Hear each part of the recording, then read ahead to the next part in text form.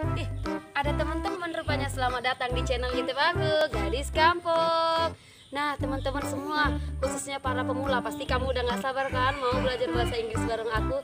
Nah teman-teman, tapi tunggu sebentar, aku masih ada aktivitas lain dimana aku harus mengutip buah kurma asal Indonesia alias buah sawit teman-teman.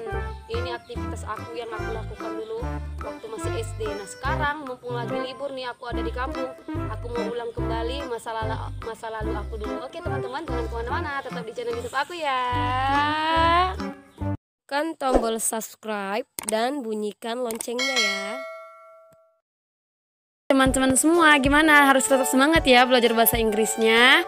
Kalau kamu memang benar-benar mau niat bisa bahasa Inggris, saran aku nih, jangan pantang menyerah, karena semua itu harus dimulai dengan proses, yaitu kamu harus semangat belajarnya. Dan saran aku teman-teman, selain kamu nanti sudah melihat pelajaran yang aku kasih, kamu juga harus mempraktekkannya di dalam kehidupan kamu sehari-hari supaya kamu lebih gampang dalam memahami bahasa Inggrisnya. Jangan malas-malas ya teman-teman, semangat semuanya. Oke, pada kesempatan kali ini sesuai dengan janji aku teman-teman, bahwa aku akan mengupas tuntas tentang materi yang paling dasar dalam bahasa Inggris. Nah kali ini materinya adalah mengenai noun. Nah apa itu noun teman-teman?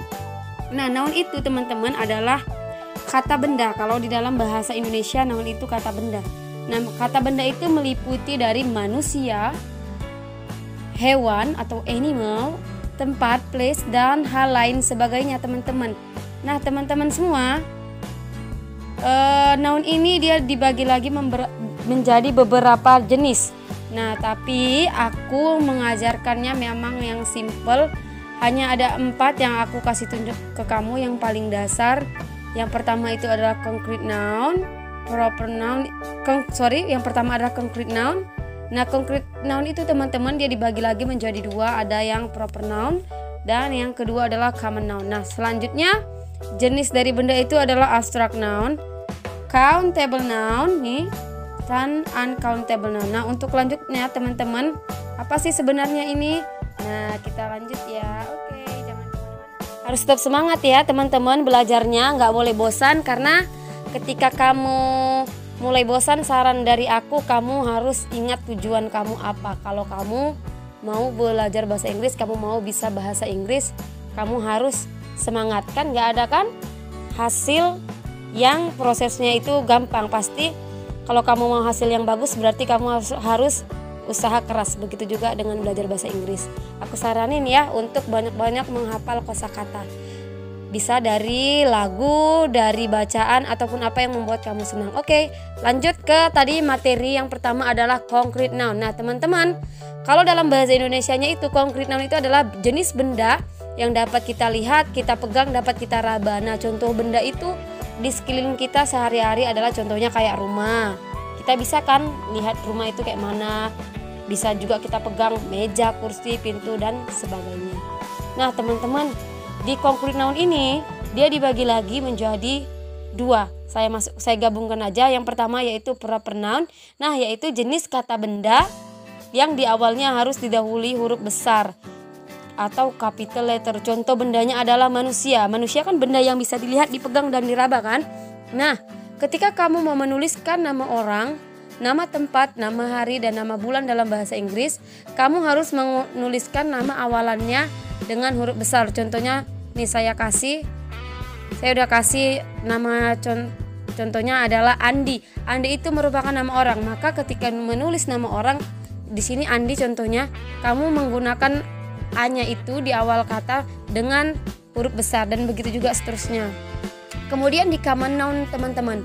Nah di common noun ini adalah jenis benda umum yang kamu nggak perlu tulis dengan huruf besar. Contohnya adalah kayak mobil, sepeda, kereta api. Nah itu nggak perlu kamu tulis dengan huruf besar. Oke teman-teman, gimana tentang ini? Ngerti ya? Kamu juga mulai bisa menghafal ini kosakatanya kayak mobil, car, motorcycle. Mulailah. Yang nomor 2 yaitu abstract noun. Nah itu kalau dalam bahasa Indonesia kita atau di kehidupan kita sehari-hari, benda yang nggak bisa dilihat, nggak bisa dipegang, tapi kita dapat merasakannya. Contoh konkretnya yang sering kita yang sering kita rasakan ini, misalnya udara. Udara kita nggak tahu kan gimana bentuknya, gimana rupanya, tapi kita semua bisa merasakannya, ya kan? Nah, begitu teman-teman. Teman, saya lanjut ke yang ketiga, yaitu ada countable noun. Nah, di countable noun ini teman-teman jenis benda yang bisa dihitung. Contohnya adalah buku, book, meja, table, lemari, cupboard. Nah, ini contohnya teman-teman, benda yang jenisnya itu bisa kita hitung. Jenis benda yang berikutnya adalah uncountable noun. Nah, uncountable noun itu adalah jenis benda yang tidak bisa dihitung. Ada gula, sugar. Nah, kan nggak mungkin kamu menghitung gula kan? 1 gula, 2 gula, nggak mungkin ya kan? Lanjut, garam, salt, air, water, pasir, sand. Nah, kamu nggak akan mungkin menghitungnya. 1 gula, 1 garam, 1 air, nggak mungkin seperti itu ya. Jadi itu termasuk dengan uncountable noun, segala benda yang tidak bisa dihitung. Nah, mungkin untuk para pemula kamu nggak perlu hafal namanya ini countable noun atau apa ya, enggak. Yang harus kamu hafal adalah bendanya saja, nggak perlu jenisnya tapi bendanya aja. Kamu cukup tahu aja tapi nggak mesti kamu hafal. Yang harus kamu hafal itu adalah bendanya. Nah, sekian teman-teman dari aku, dan kamu juga bisa request materi apa yang ingin kamu dalamin.